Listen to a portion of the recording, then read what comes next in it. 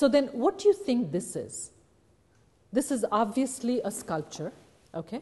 A sculpture is always three-dimensional, which means that you can walk around it. You have this 360 vision, okay? 360 vision. You can walk all around it. We could walk around the naked guy. We could walk around the cycladic woman, the nurse mother. We could walk around Sabu. So by definition, it is 3D, three-dimensional.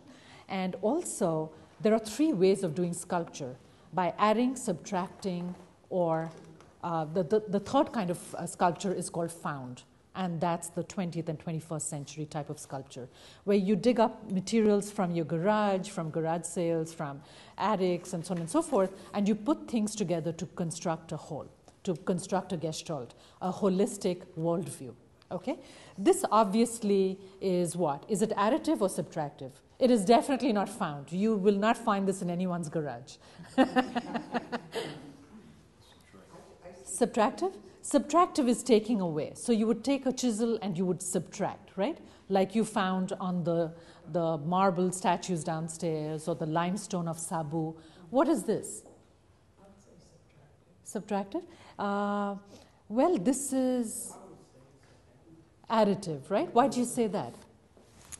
Because to me it looks like they started with something and just kind of kept, they might have started with a small piece and kept adding on to Okay, smaller pieces. that's great. Yes? I see like they had a horse or something that they draped over on the bottom. Very good. So this is sort of like a portable easel or something like that. I see faces. I see faces. You see faces. Yeah, me too. Okay, so just to complete our previous thought, I think this is additive because it's made of bronze, and as you know, bronze has to be heated to a very high temperature to set. So once it is set, it is set. Okay, it's not going to move any place. So this is additive, where you make a mold of something that you plan to do and you pour bronze on it. Who sees faces? You see faces, okay. Okay, so the face is right here? Yep, and one above it. One up, yeah, Right here, okay. Right arm and fingers. You see right arm and fingers? Okay. What is this over here?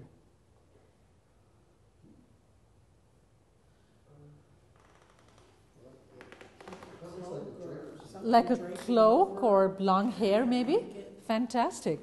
So, and there are other features, like there's nose and eyes. And so does this make you feel happy when you see it? No. Why not? Disturbed. Why is this person disturbed? And can we... I don't see a person per se, but what I gather from it is maybe that's not a form of a deformity. A deformity. Is what I gather. Okay. And how are people deformed? I mean, not physically, but mentally, how do people get deformed? Usually, Tragedy, abuse, yeah. Trauma. birth. Uh-huh. Or an accident of birth, yeah, yeah. So you can tell that like a devastation has gone through this person's heart, right? She's totally wrenched. If she had a mouth, she would be crying out loud. Do you get that sensation? Yeah? I feel almost like What about the shadow of this structure? Do you see the shadow in the background? Because everything that's done in the museum is done with a lot of thought. Just like in your education program at the Union Institute, there are hours and hours of thought done that have gone into developing every aspect of it. This is a sculpture done by a very famous Jewish-American sculptor. His name is Reuben Nakian, done in the late 1940s. And this is Hecuba, Queen of Troy.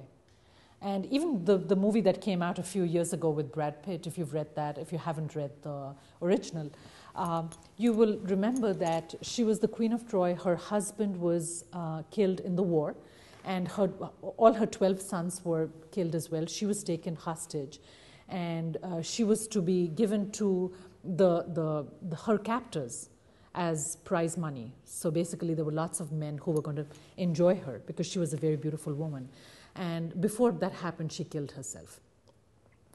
But just think of the devastation of losing your entire family and everything that you know. And what Nakian brought to the sculpture is the fact that he was a survivor of the Holocaust. And he had experienced firsthand the devastation that someone can do upon you, that they can bring upon you for no fault of yours. Suffering, great grief, devastation, cataclysmic.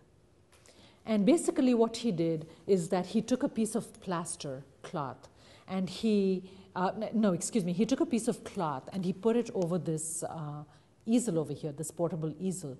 And with plaster, he did the draping of exactly how he wanted her hair to look, how her eyes should look like, the gaping hole of her mouth, whatever this was. And so after he had formed the cloth with the plaster, he then poured bronze on it. And again, this is an example of abstract expressionism, which is represented by many of the images here in this gallery, where you are not doing something representational. By looking at it, you cannot tell, okay, this is sort of like the naked guy we saw, or sort of like the Cycladic woman, or sort of like Sabu.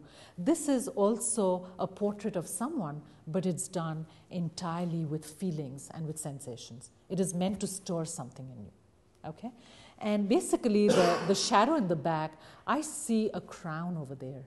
So again, maybe you don't see it, but I feel that even though she has been devastated by all these tragedies, there's something very dignified about her. She's still holding her head high.